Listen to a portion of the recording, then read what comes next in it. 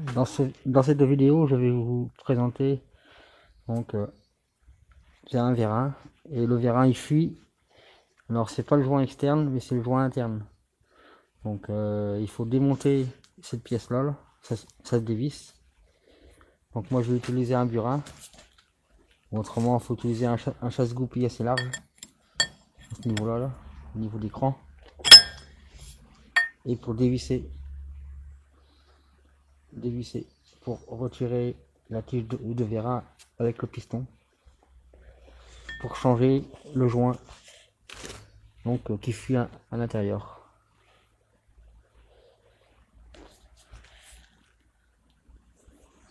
J'ai également bouché les entrées et les sorties pour éviter le poussière quand je l'ai nettoyé.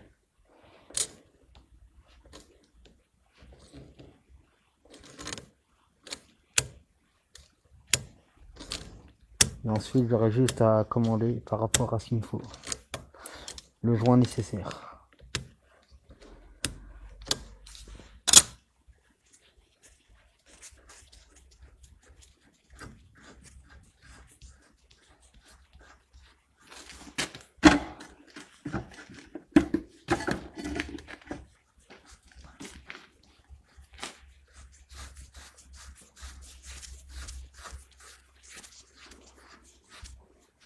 Alors, finalement, je vais juste tirer un petit peu dessus. C'est peut-être le joint torique. Est-ce que c'est lui? Bon non, ça sera pas le joint torique, ça sera le joint intérieur parce que ça fouillait par la collerette ici. Là. Donc là, on voit mal. Ça fouillait par là-dedans.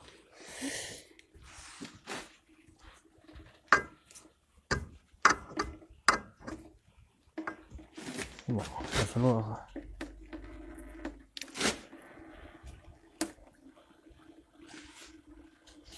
les sortir.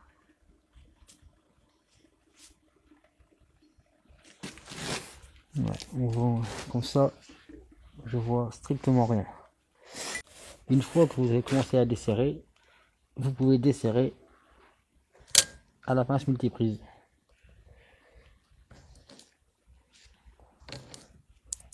Et avant de desserrer à fond, mettez un seau dessous, il reste toujours de l'huile à l'intérieur.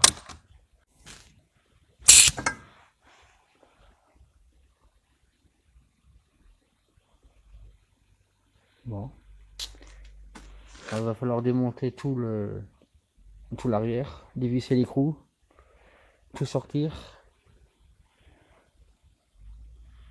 puis ne pas abîmer la tige, hein, surtout pas.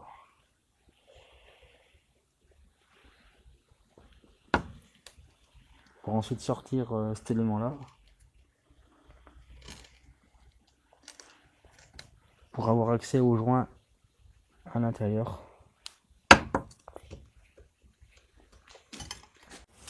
Pour faire ces opérations là, il est très utile d'avoir des étaux avec des coins comme ça là, pour pouvoir mettre, comme par exemple le vérin que j'ai serré dessus, des tubes, des trucs ronds, et ça aide beaucoup.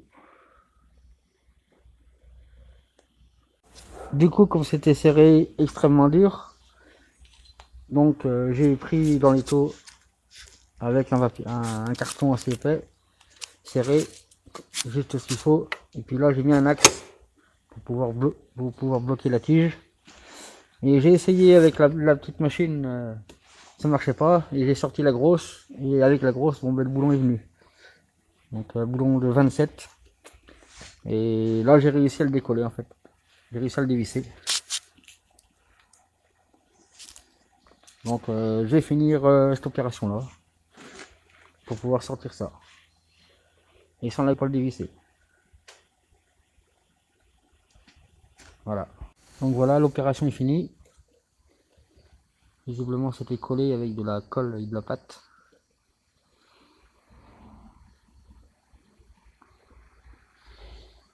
Donc pour le remonter, il va falloir le coller aussi, pour pas que ça se dévisse.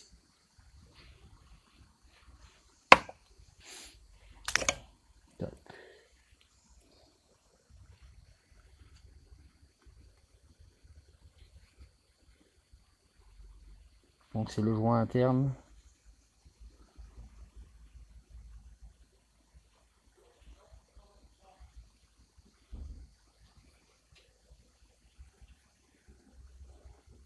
Bon, il va falloir que je le sorte au tournevis.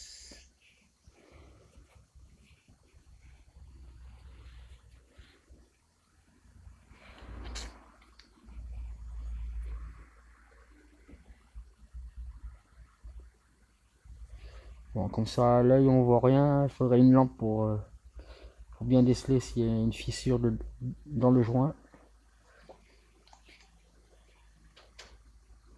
toute façon, au pire des cas, je crois que je vais peut-être être obligé de commander un kit de joint pour le vérin. Comme ça, je repartirai à neuf. Parce que ça se vendra pas à l'unité. J'en suis quasiment sûr. Donc, voilà. En attendant le remontage du vérin, j'ai installé une sangle qui est tendue quand la porte est fermée. Comme ça gêne pas.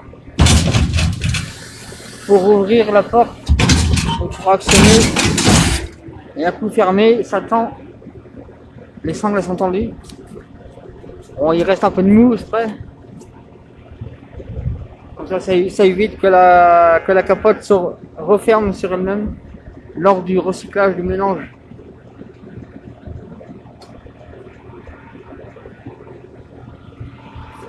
Et j'ai également mis 2 bouchons à la sortie des flexibles.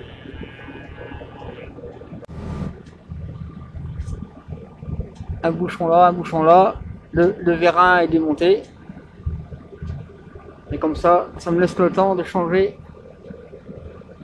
mes joints tranquillement.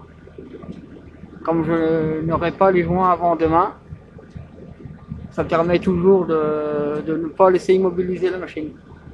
Voilà. Et voilà, donc j'ai reçu une pochette de joints complète pour changer les joints intégrales, intérieur, extérieur. Donc c'est bien une pochette de kit joints.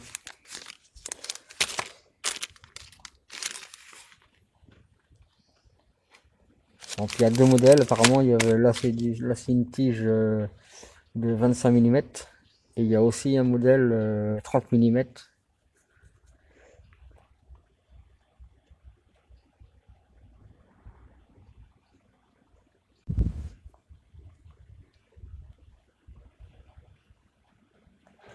Donc il me reste plus qu'à sortir le joint interne au tournevis, les joints externes comme ici et puis ceux de là.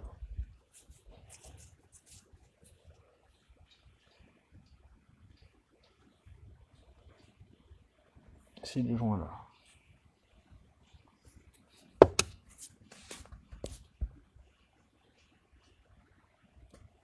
Ah, c'est mieux. Donc j'ai plus qu'à sortir le joint interne à l'intérieur avec un tournevis, le joint externe et les 2 joints externes sur le piston. Là c'est ça ressemble à un truc caoutchouté, enfin plastique dur de nouveau.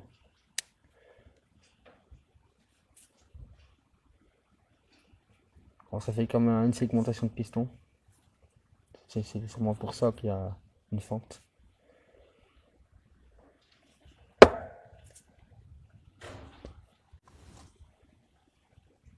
Donc voilà, là c'est la bague.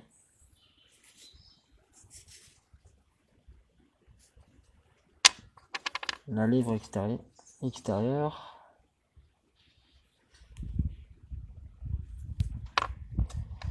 Hop là. Ça c'est le joint interne du piston.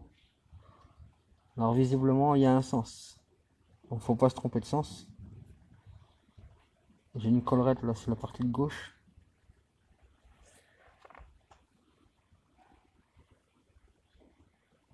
Ah ouais, c'est qu'il y a un autre à l'intérieur.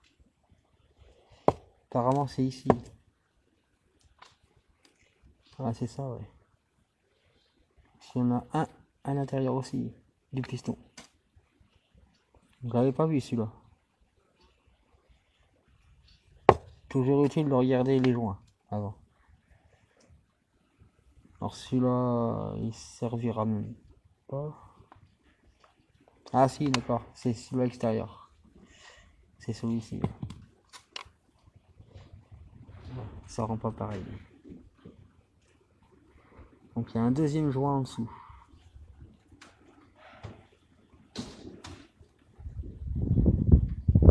Bien.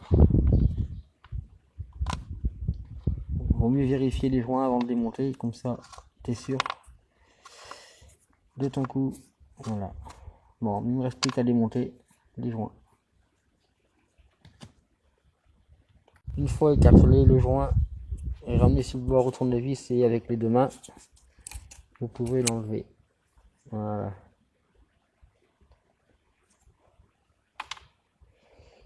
Ensuite, celui-ci.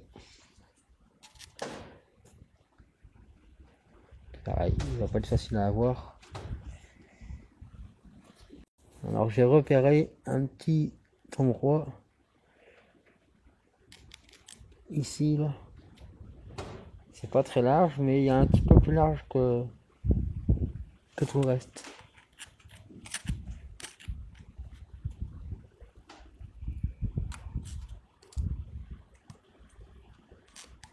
Ou c'est une impression? Non, c'est une impression.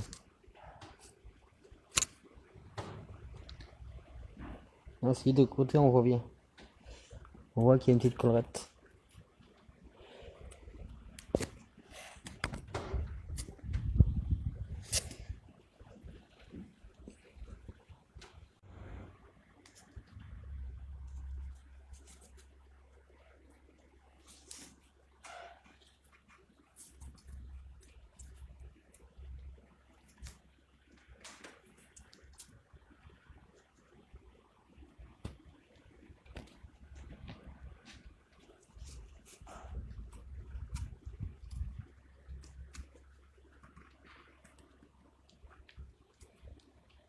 Bon, je suis obligé de prendre mes deux mains.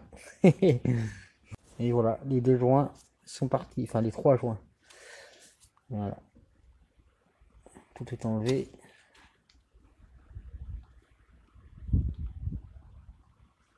Donc le premier, le joint bleu. Le second. Et le large. Donc voilà, j'ai réussi à retirer le caoutchouc intérieur, là, le joint interne. Et comme c'est fileté jusqu'au bout, et en fait le plastique, il est inarrachable en fait. Donc je l'ai découpé au tournevis et au marteau pour pouvoir le dégager de l'intérieur. Bon, maintenant il me reste cette partie là à faire. Et puis là je l'ai pris sur la partie écrou pour surtout pas abîmer le piston. Voilà. Bon, maintenant il me reste ça à faire. Celui-là il va pas être facile à avoir aussi. Il y a la cage en plastique à l'intérieur. Oh, en fer, pardon.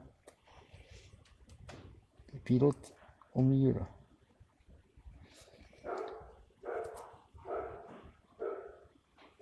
Donc la collerette à l'intérieur, elle est du côté intérieur, de ce côté là.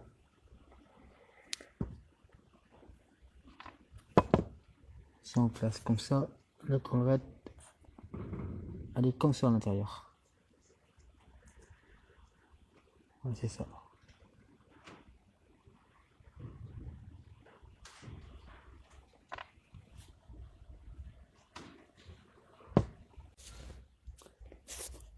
Le joint, j'ai réussi à l'avoir en perçant au tournevis, avec un petit tournevis, et puis comme ça, ben, je peux l'extraire.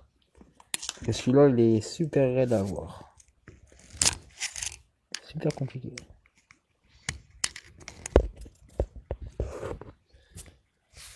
Voilà.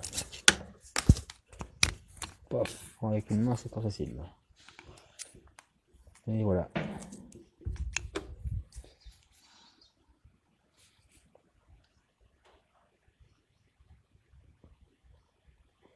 Donc la collerette est bien ici, là, sur le côté, là. Par là où j'ai percé, donc la collerette, comme ça. Faut remettre exactement à l'identique. Faut pas se tromper de côté. Et puis le joint, ici, hop, je confonds là. Le joint de ce côté-là, il est plat. Et de l'autre côté, il est rainuré. Il a une rainure. Il est plat et rainuré. On fera le réinsérer comme ça à l'intérieur. Donc le nouveau joint. Le nouveau joint, pareil. Donc là, la rainure vers le haut, le plat en bas.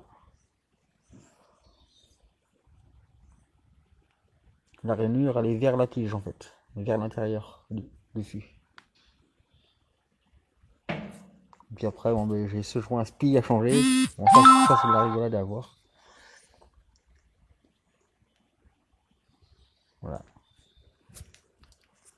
Alors à le mettre c'est pareil, ça va pas être facile non plus à mon avis. Il faudra le diriger avec les doigts comme on peut à l'intérieur.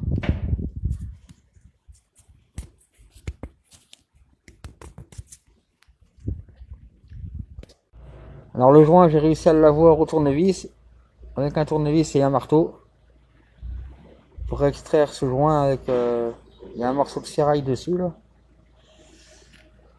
Et puis il faudra nettoyer toute la portée propre avant de remettre le joint neuf.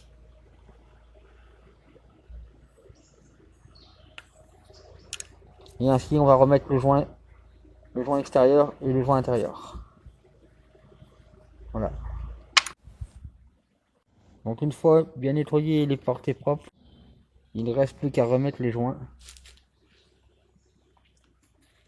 Lorsque vous mettez cette pièce en position, il ne faut pas trop serrer pour marquer les pas de vis. Hein. Il ne faut pas les abîmer. Il faut juste serrer légèrement pour pouvoir tout enlever. Ou sinon mettre un carton. Voilà. Donc il faut commencer par insérer le joint par cette partie-là. Là. C'est beaucoup plus facile. Et bien le garder serré en même temps qu'il faut le descendre et le faire pousser dans la gorge. Voilà. Et la collerette, on ne la verra pas, mais enfin bon bref. La collerette elle est bien vers l'intérieur. Que le fil sera là, l'extérieur est là. Donc là c'est le côté joint plat qui sera vers le haut.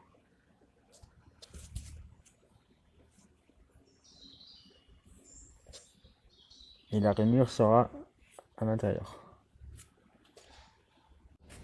Alors pour finir le joint de le rentrer, je suis en train de réussir avec une pince à bec.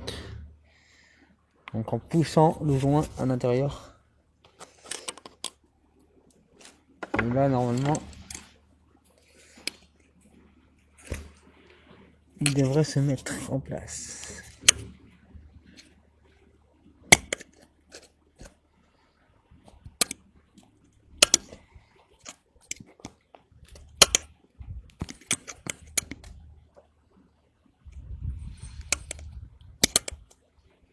Bon, il faut mes deux mains.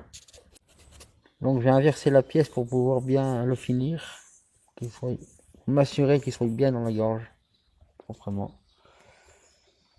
Et voilà.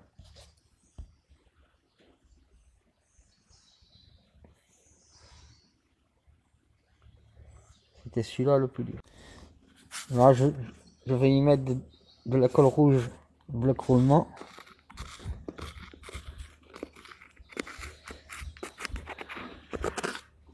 Voilà. Pas en mettre trop non plus pour que ça dégouline partout. Voilà. Ensuite le joint neuf avec la lèvre.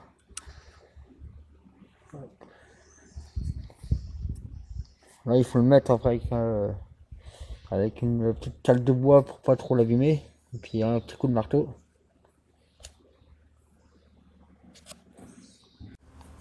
Donc voilà, le joint est bien à sa place. Bon, finalement, j'ai pris une douille de 27 pour taper dessus. Comme ça, c'est régulier. Et des petits coups jusqu'à obtenir l'obtention du joint qui soit bien calé au fond de la gorge.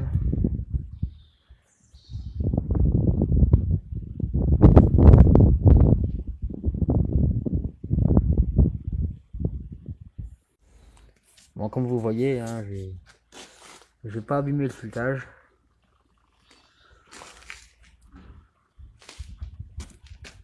Il faut bien doser son serrage. Après, c'est vraiment de l'acier assez résistant. Bon,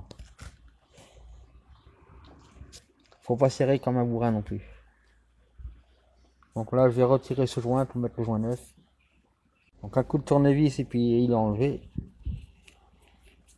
Et pour le remettre après, c'est de la rigolade. Top. Voilà. Mettre un tout petit peu d'huile sur le joint avant. Je l'ai pas fait voir là, mais comme ça, il est plus extensible. Ça glisse mieux. Donc cette partie-là, tous les joints sont changés, intérieur, extérieur, et le joint ici. Maintenant, il reste le piston. La bague intérieure, la bague large et puis celui-là. Ces deux-là. Bon, là, ça sera plus facile. Donc j'avais employé le bloc roulement 60 317 pour mettre ce joint là. Après c'est peut-être pas obligatoire, mais bon, moi je suis sûr qu'il s'en ira pas. Donc je vais remettre le bague neuve.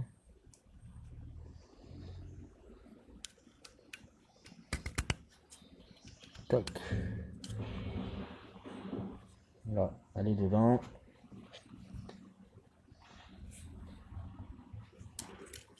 La grande bague.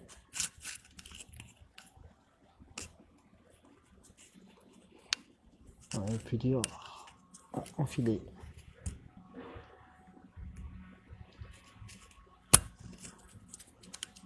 Toc. Et voilà. Bon, ça c'est de la rigolade à côté. Maintenant, celui-ci.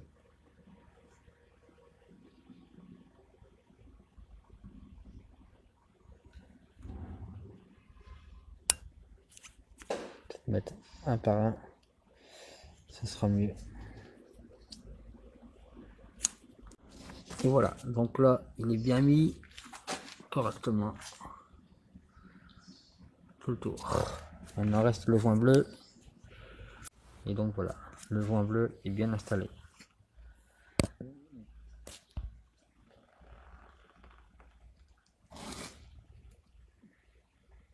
Le piston est fini. Pour pouvoir resserrer donc le piston, donc je vais renfiler ça avant, ne pas oublier, hein. J'ai revissé le piston là, je l'ai juste mis comme ça pour faire voir.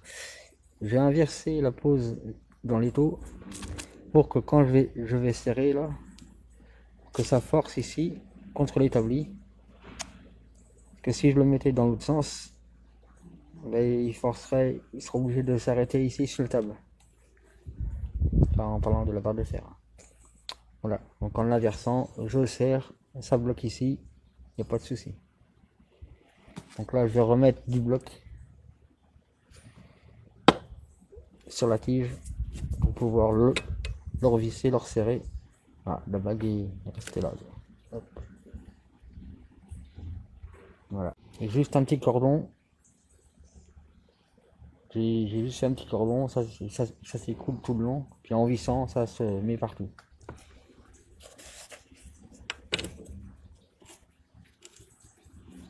Et je vais le serrer à la cloche.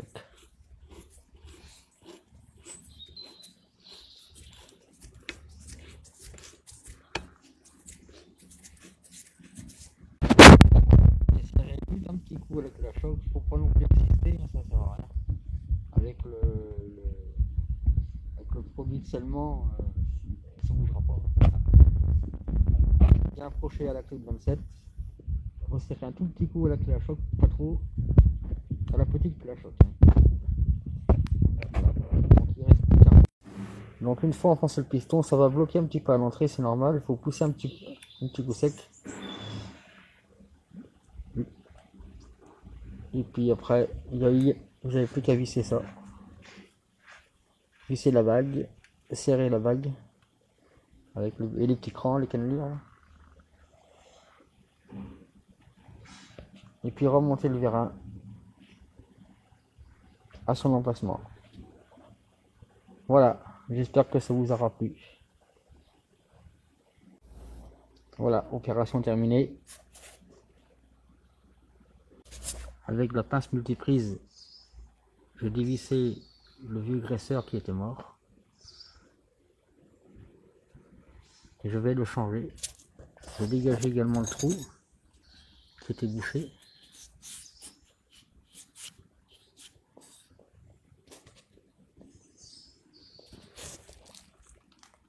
Donc voilà. La différence entre le neuf et le vieux, il n'y a pas photo. Voilà. J'en ai profité également pour mettre un coup de brosse métallique sur les axes avant de les remonter. Et remonter à la graisse directe comme ça, c'est tranquille.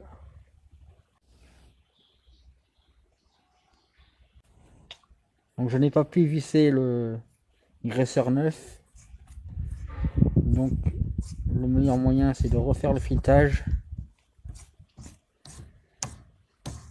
Voilà.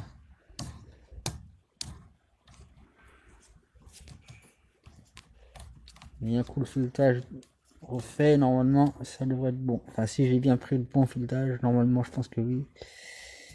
Là c'était du 8. Hop là. Alors moi j'avais acheté un coffret comme ça. Bon après j'ai mis du matériel que j'avais avant.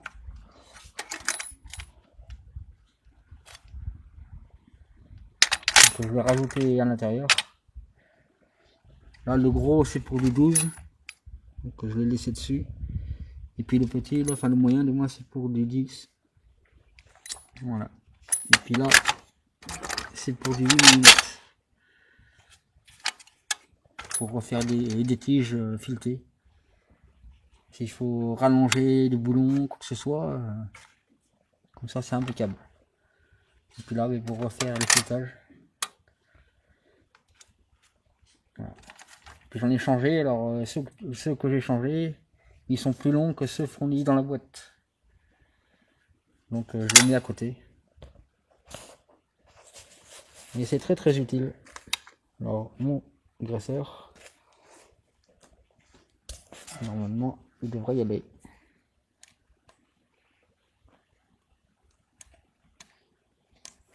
Bon, c'est pas facile à mettre. Donc là a priori je l'ai pris. Hop.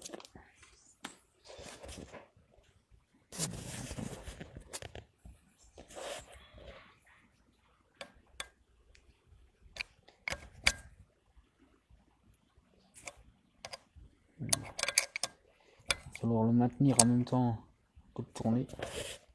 Et voilà, le graisseur est remis en place. Comme ça, pouvoir le remonter.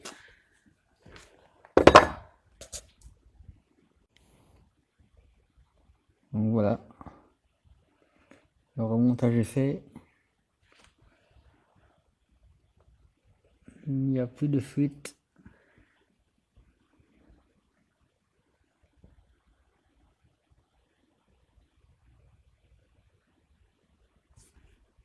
Tout est bien serré. Une fois serré, il faut toujours essayer le vérin. L'actionner plusieurs fois pour essayer, pour voir. Donc là, problème est résolu.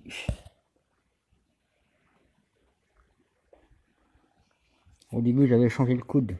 Parce que sur l'ancienne machine, ça fuyait du coude. Enfin, du filetage. Je l'avais défait, je l'avais changé pour un neuf. J'avais mis des joints Teflon. Normalement, il n'y en a pas besoin, mais en fin de compte, ça venait pas de là. Parce que peu de temps après, je me suis aperçu que ça venait d'ici. Comme le vérin, il avait de l'air à l'intérieur, ça faisait des bulles à ce niveau-là. Et j'ai pu apercevoir quelques gouttelettes tomber. Et c'est pour ça que je me suis mis à changer les joints internes du vérin. Donc voilà. Maintenant c'est reparti comme neuf.